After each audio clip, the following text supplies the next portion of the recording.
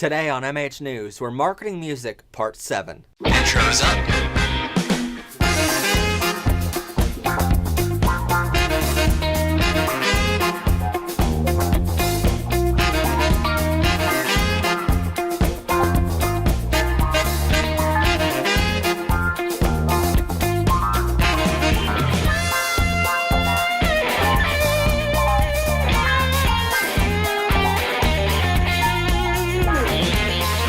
Ready, camera 1 in 3, 2, 1. Welcome to MH News VLAMP, Video, Lighting, Audio, Music, and Photography, everyone. I'm your host, Matt Haslam. This is part 7 in our 11-part series on marketing music. So if you haven't seen the previous episodes in this series yet, please go back and watch those first, before continuing, as we're going to build on information as we continue in this series. Step 7. Stop fighting for crumbs. Some make the argument that if you want to run, you first have to learn how to crawl, and then walk. So if you want to perform for thousands, you first have to have some experience performing for 50. Now while that's true, that isn't meant to last forever though. When you're just starting out, it's acceptable to perform in a couple small places to get used to being in front of an audience, and we'll cover some rules on how to do this. But that doesn't mean you should always be waiting for something to happen.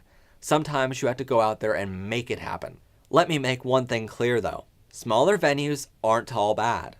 For years, I used to open shows for other bands in my genre of music at smaller venues, which I feel is important for a couple reasons.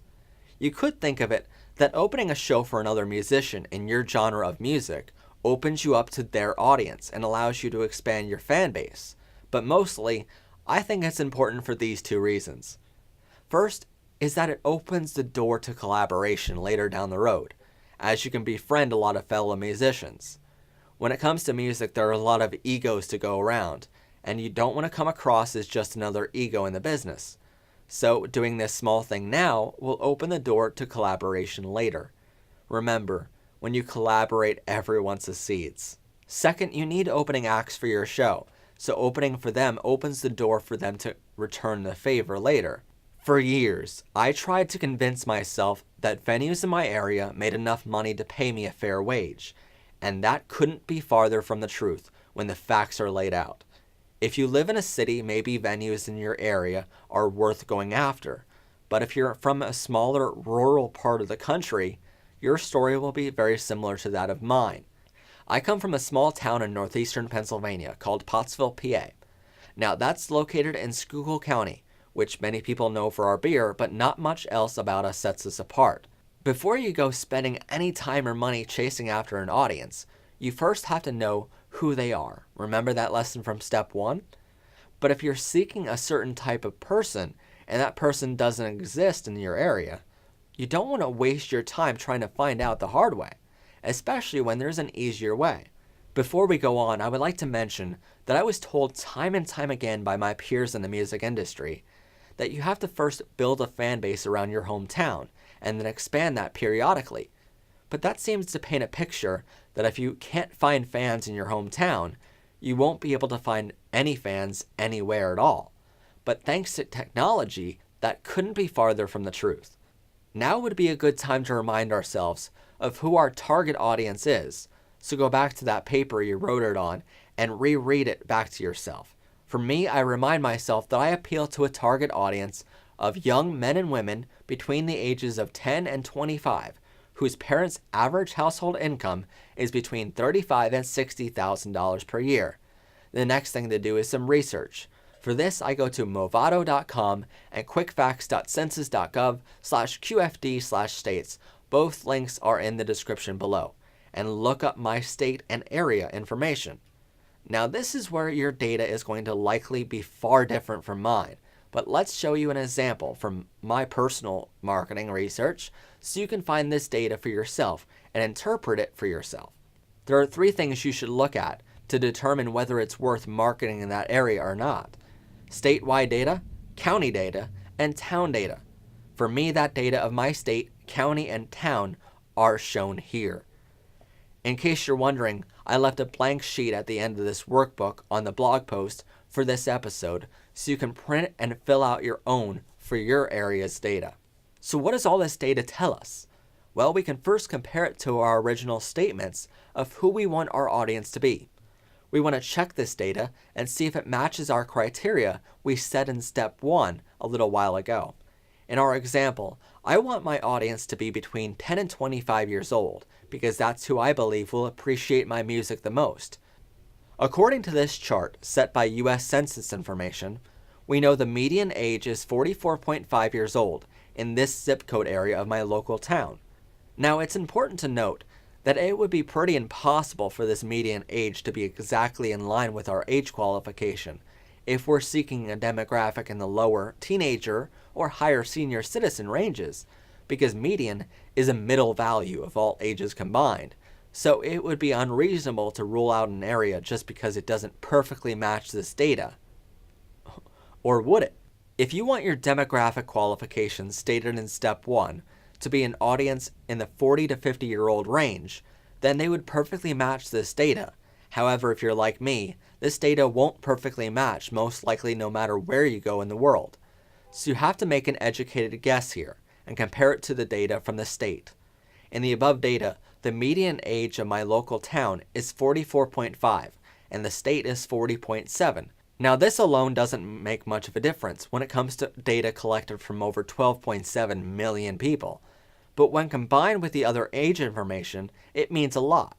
When it comes to the other data collected, we know the percentage of persons under the age of 5 and under the age of 18 is pretty consistent between the state, the county, and the town, which is all good to hear, since those percentages are pretty even across the chart. That said, we know the percentage of persons over the age of 65 is 16.7% in the state, 18.3% in the local town, and even worse at 19.3% in the local county, which means a higher percentage of our local population is either retired or elderly compared to the state. Now, if we're after an older adult or elderly audience, then these numbers are terrific. But if we compare it to our example in which we want a teenage audience, then these numbers are exactly what we don't want to see, which means we have to move to a different town or a whole nother county to find the numbers we want before beginning our marketing in that area. We can also tell from this data that the population of the state is growing over the course of 4 years. However, the population in the county and the local town is shrinking, which is never good to see. We want to market to an area that's growing, even if that growth is small or slow. Now, when it comes to average household income, we can tell that only about 62% of the local town fits our before-mentioned demographic target audience of $35,000 or more in average household income. We also know that 46% of the local area is either not in the labor force or is unemployed, which means that while 62% of the local area fits our demographic target, only 54%, those employed, likely has some disposable income to spend on music and entertainment because of these unemployment rates. Further from this, we know the state only has 13.3% of its total population living under the poverty line, while over 19% of the local town live under the same level.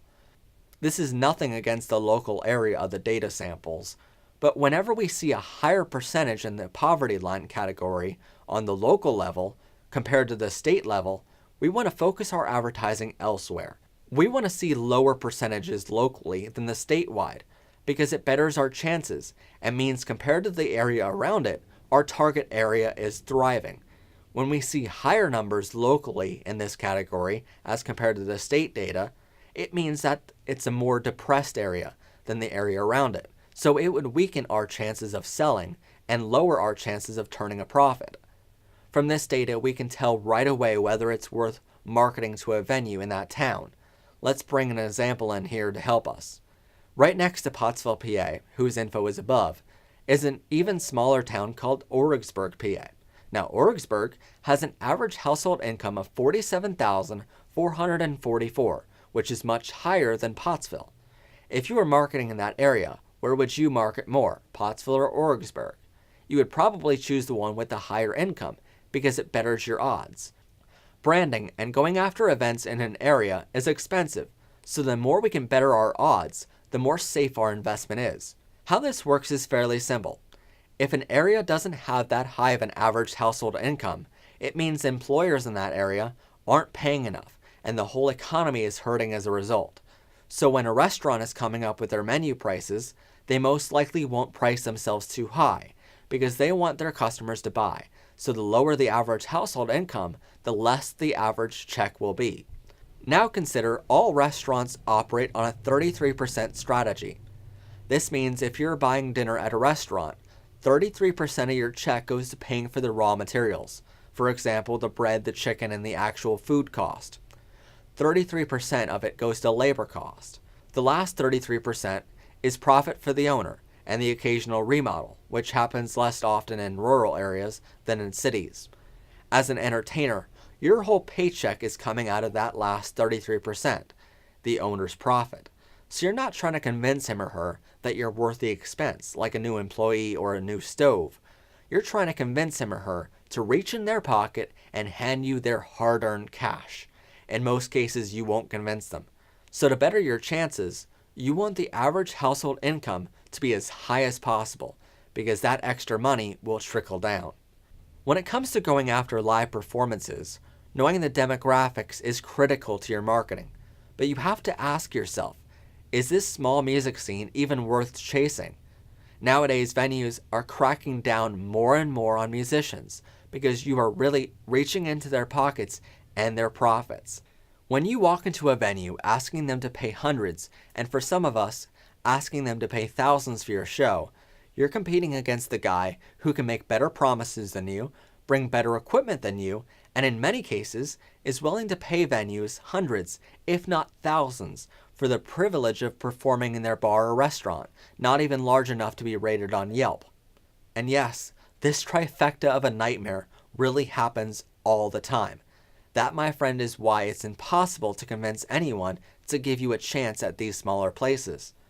If there was something that irritates me most in this industry, it's when people are their own worst enemy.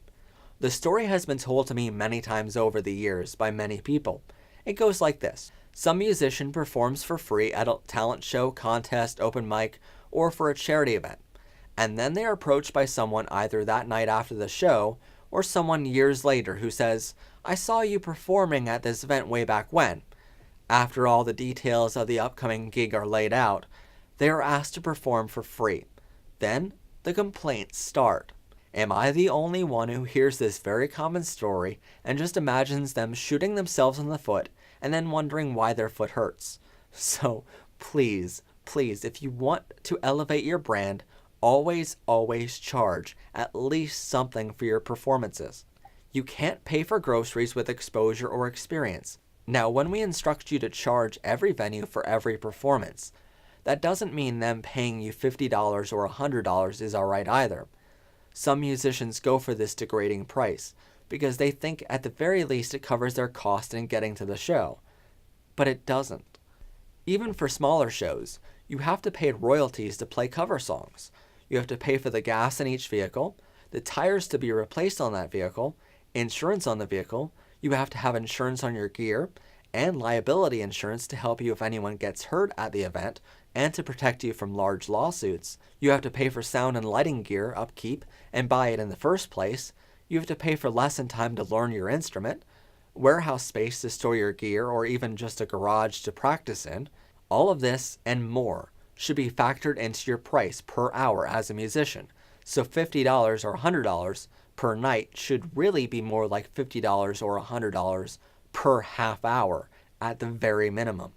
So where do you market to that wouldn't be stuck in this same trifecta? Well, as I say, if you want to find water, you don't go looking in the desert. You go looking in the ocean. Many venues are out there and wanting good musicians, but you simply won't know about them because no one thinks of them as venues for their performing services. While every other musician in my area was chasing after the bars and small restaurants who weren't paying anything, I saw some opportunities in larger places like church halls, gymnasiums, and theaters.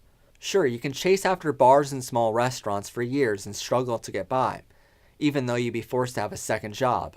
Or if you're anything like I used to be, you'd be lucky enough to still be in grade school and have a loving father to support you through those years. But sometimes you have to set yourself apart by setting your own stage, which we'll cover in the next section.